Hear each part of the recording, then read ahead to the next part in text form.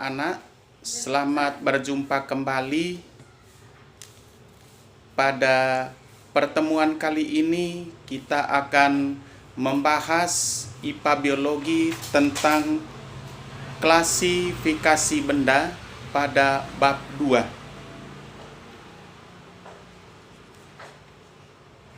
Secara umum, benda-benda yang ada di sekitar kita dapat dikelompokkan atau diklasifikasikan menjadi dua macam,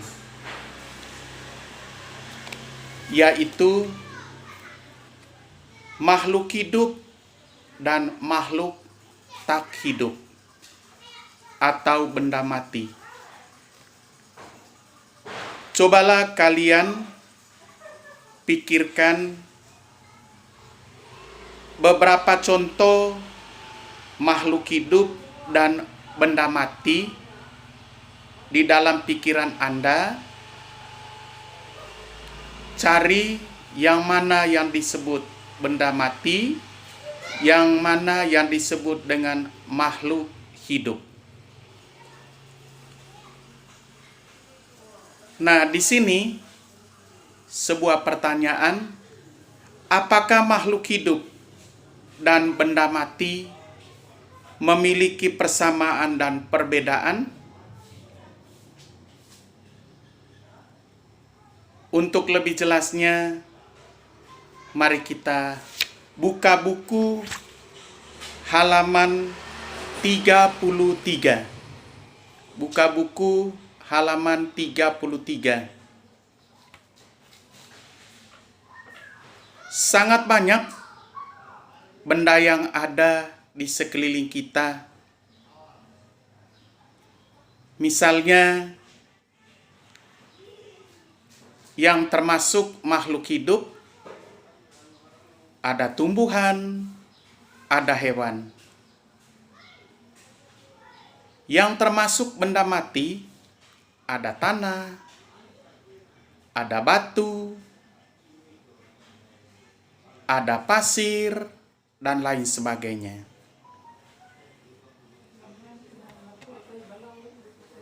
Jika kita membandingkan antara makhluk hidup dan benda mati, kira-kira perbedaan apa yang akan kita temukan di dalamnya? Untuk lebih jelasnya, di dalam buku paket kalian di halaman 33, di situ ada tertulis aktivitas, yaitu mengamati makhluk hidup dan benda mati yang ada di sekeliling kita. Di situ, pertama, bentuklah kelompok yang terdiri atas 4 atau 5 orang.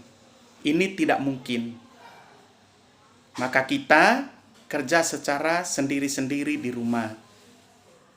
Kita keluar sebentar di sekitar rumah kita, kita amati ada makhluk hidup di depan rumah kita atau di sekeliling rumah kita, pasti ada juga benda mati. Baru pertanyaan nomor 2, suruhan nomor 2, lakukanlah pengamatan terhadap bermacam-macam makhluk hidup dan benda mati. Kalau ada makhluk hidup di sekitar kita, kita amati. Misalnya tumbuhan, ada hewan, ya kita amati. Nah, ada batu, ada tanah, ada pasir, ya kita amati. Itu suruhan mengamati dalam aktivitas kita, mengamati makhluk hidup dan benda mati. Nah, sekarang di bawahnya ada suruhan lagi mengumpulkan data. Ada tabel di halaman 33. Isilah tabel berikut dengan memberi tanda centang. Bila aktivitas terjadi dan tanda minus. Bila tidak terjadi aktivitas. Ingat tanda centang, kalau makhluk hidup itu melakukan aktivitas, sedangkan tanda minus apabila benda itu tidak melaksanakan aktivitas. Contoh, kita lihat tabel di bawah. Kucing. Nah, kalau dia berjalan, berarti dia bergerak. Nah, kucing itu makan tidak? Pernah kau lihat makan atau tidak? Kalau pernah kita lihat dia makan, berarti kucing itu makan. Nah, pernah lihat anak kucing. Nah, kian hari, kian membesar. Dia bertumbuh, berkembang. Berarti dia tumbuh. Nah, pernah lihat kucing mengeluarkan kotoran. Misalnya dia berak atau bagaimana. Berarti kucing itu mengeluarkan sisa. Berikut. Pernah kau dengar dia bernapas atau tidak? Nah, kalau kau pernah dia dengar bahwa dia bernapas, berarti dia bernapas. Nah, sekarang, pernah tidak kau pukul kucing atau kau tusuk dengan kayu, apakah ada respon atau tidak? Berarti, kalau dia ada respon, berarti dia respon terhadap rangsangan. Berikut, pernah kau lihat kucing beranak? Ada kucing betina, ada anaknya. Atau kau lihat perutnya besar, bunting, istilahnya orang Makassar, bunting, besar perutnya, berarti kucing itu bisa berkembang biak. Nah, itu contohnya. Begitu juga seterusnya. Ya, di situ ada contoh 3 nomor, tetapi kau bisa pilih sampai 10 atau paling kurang 5. Ada di situ ada kucing, ayam, batu. Misalnya ada tanah, ada pasir, ya. Berikutnya juga kalau ada anjing dan lain sebagainya, dan ada burung, ya, kau kasih masuk di situ. Oke, yang berikut ada di bawah itu mengasosiasikan. Yang pertama, berdasarkan kegiatan di atas, ciri-ciri apa yang dimiliki makhluk hidup, berarti kau tulis jawabannya. Ciri-ciri yang dimiliki oleh makhluk hidup, ya, sudah jelas ada di tabel di atas. Ada 1, 2, 3, 4, 5, 6, 7. Ada 7 di kolom di atas. Dan yang kedua, kelompokkanlah yang termasuk makhluk hidup dan yang termasuk benda mati. Kau kelompokkan yang mana-mana yang dimaksud makhluk hidup, yang mana-mana yang dimaksud benda mati. Kau kelompokkan. Bisa paham? Kalau bisa paham, silakan kerja.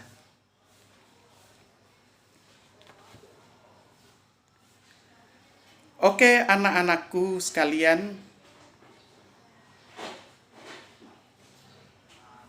di buku halaman 33 di bagian A, makhluk hidup dan benda mati. Tentu kita tahu atau kalian tahu cara membedakan makhluk hidup dan benda mati dari hasil pengamatan kalian.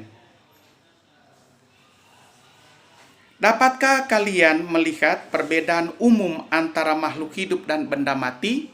Tentunya tahu dari pengamatan yang sudah dilakukan.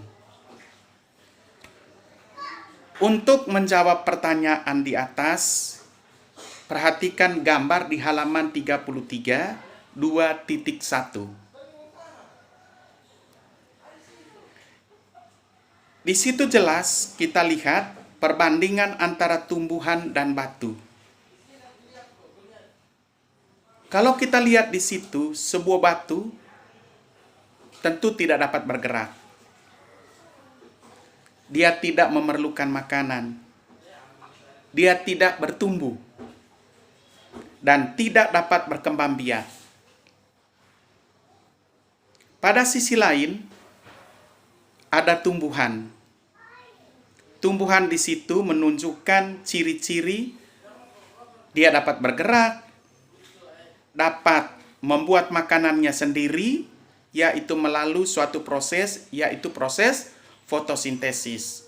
Dalam proses fotosintesis ini tentu dia membutuhkan cahaya dari matahari.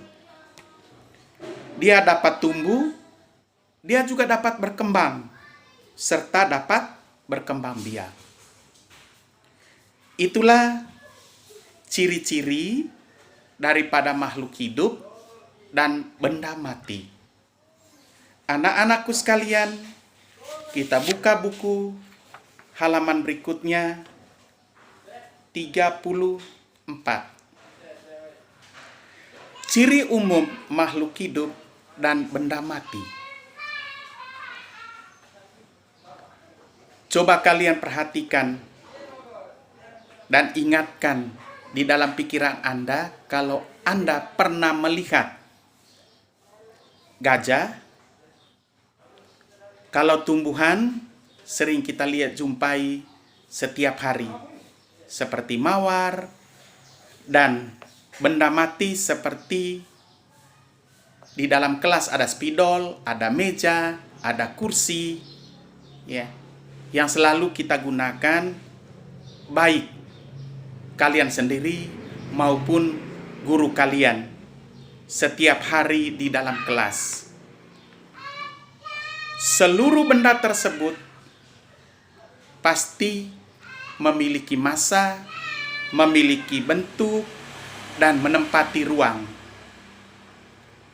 Benda tersebut memiliki penyusunan dasar masing-masing. Penyusunan dasar pada hewan seperti gajah tadi dan bunga mawar adalah sel. Sedangkan penyusun dasar pada kapur, spidol, meja, kursi. Kalau kapur, penyusun dasarnya adalah molekul. Kalau meja, kursi bukan molekul. Itu adalah serat-serat tumbuhan. Jadi, baik makhluk hidup maupun benda mati memiliki unit struktur tersendiri. Sel pada makhluk hidup dan molekul pada benda mati, sel tidak dapat kita jumpai pada benda mati. Sedangkan pada benda atau makhluk hidup, kita jumpai sel. Anak-anakku sekalian, itu ciri umum makhluk hidup dan benda mati memiliki penyusunan dasar, memiliki massa, memiliki bentuk, dan menempati ruang. Tadi, kalau pada makhluk hidup penyusun dasar adalah sel, sedangkan pada benda mati seperti kapur, spidol, penyusun dasarnya adalah molekul. Kita lanjut dengan bagian kedua, perbedaan makhluk hidup dan benda mati. Kita dapat menentukan apa sebenarnya yang dimaksudkan dengan hidup dan kehidupan. Hal yang dapat kita lakukan untuk mengidentifikasikan makhluk hidup adalah dengan mendeskripsikan proses yang terjadi atau ciri-ciri yang membedakan antara sesuatu yang hidup dan yang tidak hidup. Benda mati dapat memperlihatkan satu atau beberapa ciri makhluk hidup. Contohnya, sebuah mesin dapat bergerak. Namun, hanya makhluk hidup saja yang dapat menunjukkan seluruh ciri-ciri yang akan dijelaskan selanjutnya. Mesin, dia bergerak apabila ada yang menggerakkannya. Sedangkan makhluk hidup tidak. Dia bergerak tanpa ada yang menggerakkannya. Itu perbedaannya. Anak-anakku sekalian, seperti contoh, mobil, motor, dia memiliki mesin. Namun, mesin itu dapat bergerak apabila ada yang menggerakkannya. Misalnya, manusia yang menggerakkan, tapi harus ada bahan bakarnya. Ada bahan bakarnya, maka mesin itu dapat digerakkan oleh manusia. Anak-anakku sekalian, di situ di halaman 34 ada uji diri, yaitu 2.1. Ada 3 soal di situ. Yang pertama, apakah perbedaan penyusun dasar makhluk hidup dan benda mati? Tadi materi sebelumnya saya sudah jelaskan, atau materi di atas, makhluk hidup penyusun dasarnya adalah sel. Sedangkan benda mati adalah molekul. Yang kedua, jelaskan perbedaan makhluk hidup dan benda mati. Tentunya perbedaan makhluk hidup dan benda mati kita lihat dengan tabel pengamatan kita. Di situ ada ciri-ciri makhluk hidup dan ada ciri-ciri benda mati. Disitulah letak perbedaan antara makhluk hidup dan benda mati. Yang ketiga, mobil dan kereta bisa bergerak. Dapatkah kedua benda tersebut digolongkan sebagai makhluk hidup? Mengapa? Saya sudah jelaskan tadi bahwa motor, mobil, dia dapat bergerak apabila ada yang menggerakkannya. Sekalipun ada yang menggerakkannya, tentunya mobil, motor memerlukan bahan bakar. Jadi dia bisa bergerak apabila ada bensin dan ada yang menggerakkannya. Itulah uji diri 2.1. Silakan, boleh Anda menyimak apa yang saya jawab dan boleh Anda jawab dengan pikiran kalian sendiri.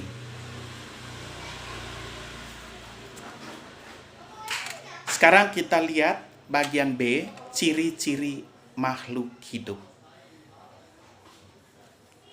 Makhluk hidup memiliki ciri-ciri yang membedakannya dengan benda mati. Apa saja ciri-ciri makhluk hidup itu? Kita sudah melakukan pengamatan sebelumnya. Yang pertama, memiliki organisasi tingkat sel. Sel tadi adalah penyusun dasar makhluk hidup. Seluruh makhluk hidup tersusun dari kumpulan sel. Jadi, sel adalah unit terkecil dari makhluk hidup atau merupakan unit terkecil kehidupan. Beberapa makhluk hidup hanya terdiri atas satu sel. Ada juga makhluk hidup yang terdiri atas banyak sel. Makhluk hidup yang hanya terdiri atas satu sel, contohnya amuba, kamir, dan bakteri. Makhluk hidup yang hanya terdiri atas satu sel disebut dengan organisme uniseluler. Sebagian besar makhluk hidup tersusun dari berjuta-juta sel, yaitu organisme multiseluler. Berarti makhluk hidup tingkat tinggi yang mempunyai banyak sel. Organisme yang memiliki banyak sel yang disebut dengan organisme multiseluler, misalnya mangga, tanaman mawar, termasuk manusia, lalat, kucing, tikus, dan lain sebagainya. Sel membantu dalam beberapa proses penting seperti mengolah makanan, melakukan respirasi, mengeluarkan zat sisa atau yang dinamakan ekskresi, dan proses metabolisme lainnya. Oleh karena itu, sel disebut unit struktur dan fungsional dari organisme. Anak-anakku sekalian, itulah sedikit penjelasan tentang ciri-ciri makhluk hidup. Di situ, di dalam buku paket Anda nomor 35, halaman 35, maksudnya bukan nomor 35, halaman 35, ada kegiatan 2.1. Nah, ini perlu kita amati di dalam mikroskop, ya, struktur sel bawang merah. Di situ ada dibutuhkan alat dan bahan, diantaranya alatnya silet, cawan Petri, kaca objek, kaca penutup, mikroskop. Bahannya bawang merah. Ya. Tapi kegiatan ini sangat tidak mungkin untuk kita lakukan, tetapi saya akan mencoba untuk saya masukkan di dalam video, tapi bukan sekarang. Saya akan siarkan ya melalui video, saya akan jelaskan melalui video cara kerja untuk mengamati sel tumbuhan yang mewakili bawang merah. Di situ juga ada di halaman 35 dalam buku paket kalian, kegiatan 2.2, struktur sel epitel mulut, yaitu bagian dalam pipi kita. Kita ambil di situ. Nah, di situ ada alat dan bahannya. Sendok kecil, kaca objek, kaca penutup, mikroskop, sel epitel mulut, cairan antiseptik, pewarna metilen biru, dan gliserin. Tapi, sama halnya dengan kegiatan 2.1 di atas, tidak mungkin kita laksanakan. Tetapi saya akan mencoba untuk menjelaskan, untuk praktekkan lewat video.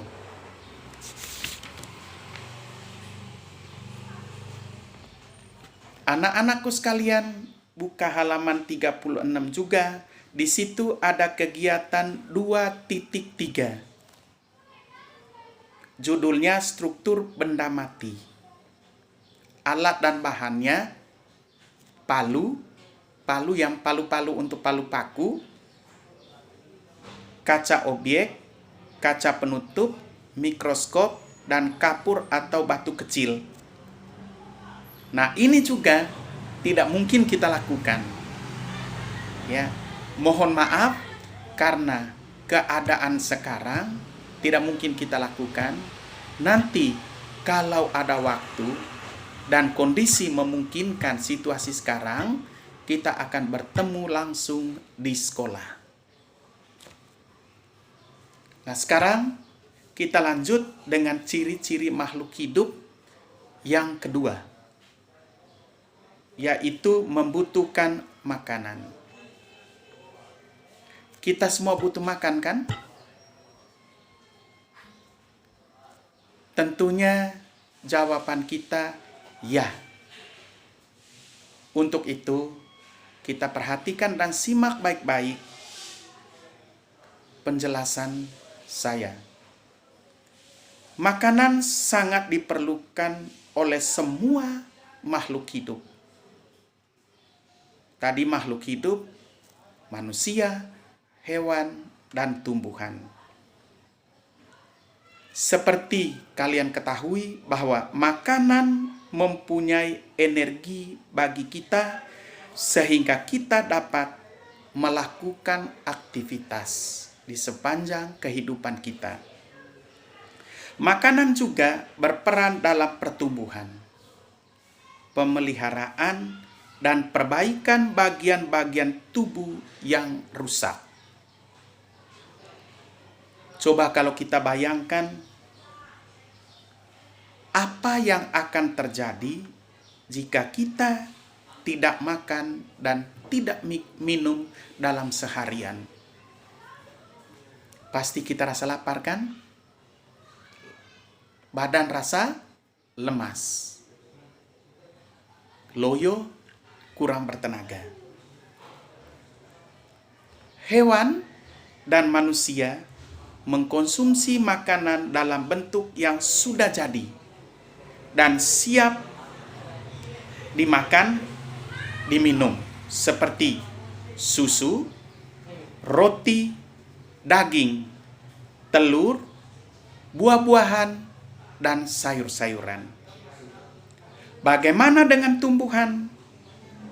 Apakah tumbuhan juga membutuhkan makanan? Tentu jawabannya iya.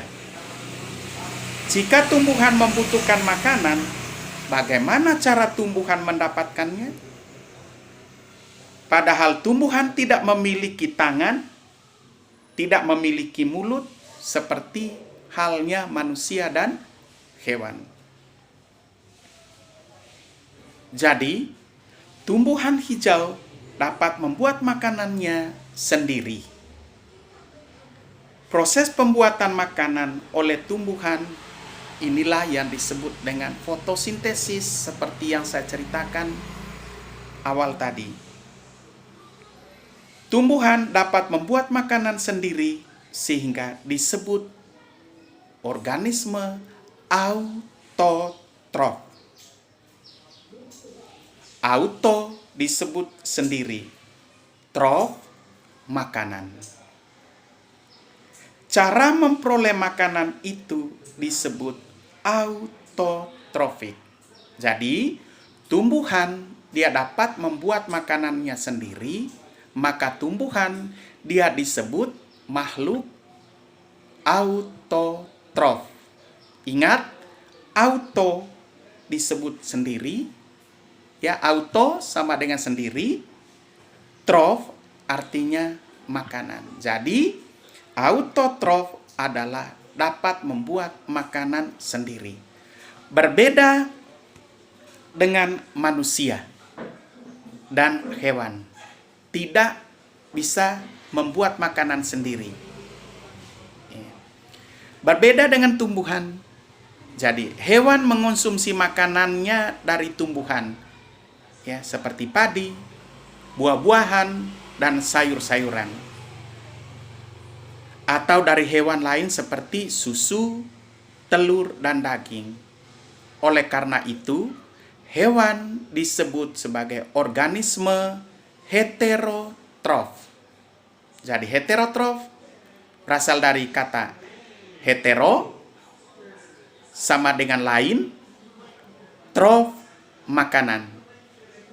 Jadi, karena hewan dan manusia tidak dapat membuat makanannya sendiri, cara memperoleh makanannya dari organisme lain yang disebut dengan organisme heterotrofik. Karena dia tidak bisa membuat makanan sendiri, yaitu manusia dan hewan. Untuk membuat makanannya, tumbuhan hijau membutuhkan air, karbon dioksida, dan cahaya matahari. Tumbuhan mengambil air dari dalam tanah. Proses penyerapan air tersebut dibantu oleh akar. Jadi, akar tidak hanya berfungsi untuk membantu tegaknya tumbuhan, tetapi juga membantu proses penyerapan air dari dalam tanah. Tumbuhan juga memerlukan karbon dioksida untuk membuat makanannya. Karbon dioksida diserap oleh udara di atmosfer, oleh daun melalui pori-pori yang berukuran sangat kecil pada permukaan daun yang disebut dengan stomata atau mulut daun. Jadi anak-anakku sekalian, itulah penjelasan ciri-ciri makhluk hidup yang kedua membutuhkan makanan. Ciri-ciri makhluk yang ketiga yaitu bernapas atau respirasi. Ciri-ciri yang ketiga ini tentunya kalian sudah tahu arti kata bernapas. Kalau bernapas berarti menghirup dan mengeluarkan. Apa yang dihirup? Tentunya oksigen. Apa yang dikeluarkan? Tentunya karbon dioksida. Seluruh makhluk hidup pasti bernapas. Dengan kata lain, makhluk hidup menghirup oksigen dari udara dan mengeluarkan karbon dioksida. Oksigen yang diserap digunakan untuk memproduksi energi dari makanan yang kita konsumsi setiap hari. Energi yang dihasilkan tersebut digunakan untuk melakukan berbagai aktivitas dalam kehidupan kita. Anak-anakku sekalian, inilah penjelasan materi kita pada kesempatan ini tentang klasifikasi makhluk hidup sampai pada ciri-ciri makhluk yang ketiga. Materi selanjutnya kita akan ketemu di pertemuan berikutnya, yaitu kita akan jelaskan dan kita akan lakukan kegiatan 2.4, keberadaan karbon dioksida dalam embusan napas. Nanti kita akan coba, kalaupun kita tidak bisa, nanti kalau ada waktu saya akan praktekkan dan divideokan. Nanti kali berikutnya kita akan lanjutkan dengan materi ciri-ciri makhluk hidup yang keempat, yaitu pertumbuhan. Untuk pertemuan kali ini sampai di sini. Sampai ketemu di pertemuan berikutnya. Terima kasih.